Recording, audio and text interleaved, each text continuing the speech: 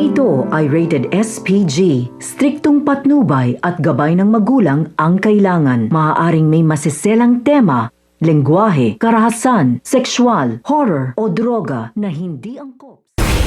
Dadalo nga ito nga sila Lorena at ito nga si Meredith sa graduation rites nga nito nila Lilith. At dito nga nagkatagpo nga sila at nagkaharap naman nga sila. Sinabi nga nito ni Meredith kung bakit nga ba kailangan umattend pa nga ba ito dito nga sa graduation rites. Ngunit sinagot naman siya nito ni Lorena na matagal na nga raw sila na isang part nito ng eskwelahan. Kaya naman hindi niya nga raw maisip kung bakit nga ba narito naman ito nga si Meredith at ano nga ba ang purpose nito sa pag-attend. Sa kabilang banda naman nga ay magugulat nga mga Matyas dito nga kay Lilith dahil na nga rin sa hindi nga ito nakaayos sa kanyang graduation at dito na nga rin sasabihin nito ni Lilith ang nangyari sa kanya.